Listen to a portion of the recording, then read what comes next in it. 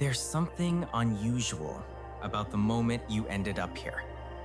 You weren't bored scrolling. You weren't hunting for drama or quick dopamine.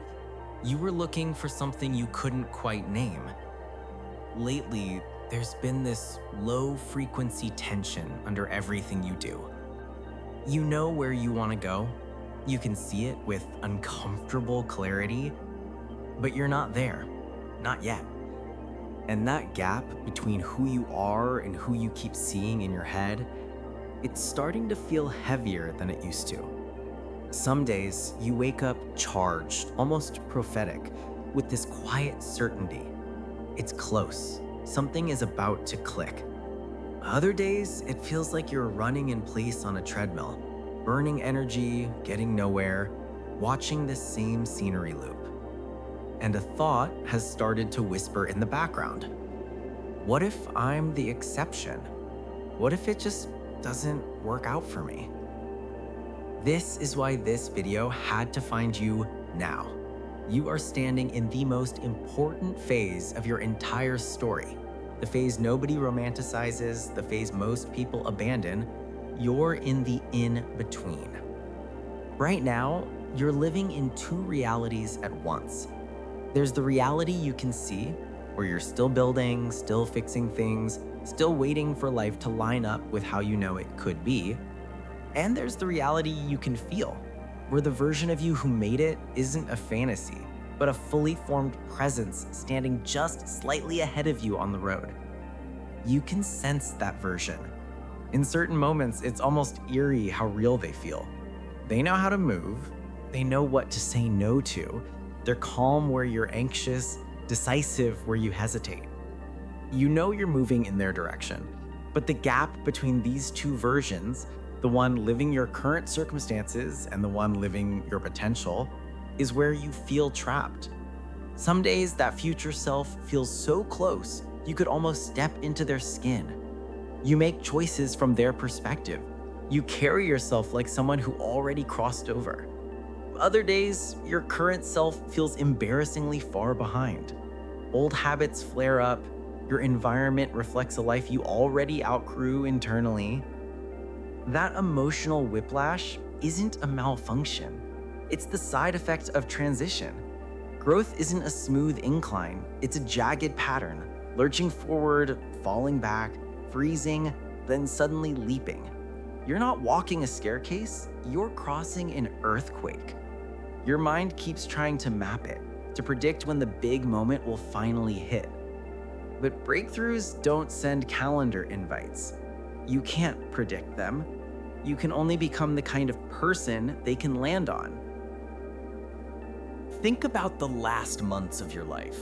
There were days you showed up with nothing in the tank. No motivation, no optimism, no shiny reason why, and you still moved an inch. You still sent the message. You still studied. You still trained. You still tried. You didn't label it sacred. You probably called it barely anything. But that barely anything is exactly what the in-between is made of. Your exhaustion right now isn't proof you're failing. It's the weight of shedding a skin that doesn't fit while the new one hasn't sealed yet. Of course you're tired. You're in the middle of a psychological molting. Nothing feels stable because nothing is supposed to. Now, that voice, the one that shows up on the quieter nights and asks, what if all of this effort doesn't lead anywhere? What if this is just it? It sounds like fear. It sounds like doubt. But underneath, it's something more precise. It's your system doing a final check. Do you still want this when it's not romantic? Do you still want this when no one's watching? Do you still want this when there is zero proof today that it's working? If you didn't, you'd be gone already. You would have downgraded your dream into something safer. You would have convinced yourself you never really wanted it that much anyway. You would have made peace with a smaller life and called it maturity. But you're still here. You're still mentally running simulations of a future you haven't touched yet. You're still making micro adjustments in your behavior like someone expecting something. You're still asking when, not if. That's not delusion, that's faith wearing doubt as clothing. Faith doesn't always feel heroic. Sometimes it feels like quietly refusing to walk away, even while your mind is screaming that you should. Every person whose life you look at and label as lucky walked through this exact fog. Same questions, same oscillation, same urge to quit right before things aligned. The difference isn't that they had more confidence, it's that they didn't let their feelings be the final authority. They let their actions cast the vote. When doubt said, "You're wasting your time," they moved anyway. When fatigue said, "Just skip today, it doesn't matter," they did something microscopic, so small no one would ever praise it. But reality doesn't track praise. It tracks patterns. And that's what you've been building, whether you've seen it or not. Patterns that quietly contradict your fear. Here's the shift that protects you in the in-between. Stop using your emotional weather as your progress bar. Feelings are not designed to be metrics. They're designed to be signals. They get scrambled by sleep, food, hormones, other people's opinions, numbers on a screen, a sentence you saw online 3 seconds ago. You could have made the best move of your life today and still feel like you're behind. So you change the measure. Not how do I feel about my life right now, but what did I actually do with today? Did you move, even a little? Did you behave more like your future self than your former one, even in one decision? Did you refuse to go fully numb? If the answer is yes, you're not stuck. You're just too close to see the shift. Think of reality like thick glass. You keep pressing your hand against the same spot day after day. From your side, it looks like nothing's happening. From the other side, spiderweb fractures are crawling across the surface. One more touch and it shatters. But if you stop now, the glass still looks perfectly intact. That's what the in-between is. The long, boring stretch where the glass still looks untouched. Imagine you wake up alone in a massive forest. No map, no phone, no markers. Just trees in every direction. You have 2 options. Stay where you are, or pick a direction and walk. If you stay, nothing attacks you immediately, but staying guarantees one outcome. You never leave the forest. If you walk, you risk going deeper in. You might choose the wrong path 10 times. You might circle back and see the same fallen log 3 days in a row and feel insane. But each wrong turn is still information. Each path eliminated is one you never waste time on again. Your sense of direction sharpens. Instinct gets trained. One day, without warning, you break through the tree line and see open ground.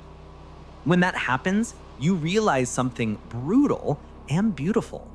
The forest wasn't trying to bury you, it was teaching you how to navigate. Right now, you are that person in the trees. Some days you swear you're walking in circles. Some days it feels like you made things worse, but you're moving. You're collecting data. You're becoming someone who can read the terrain of their own life. That skill is more valuable than the exit itself. There's a truth almost no one tells you about this phase.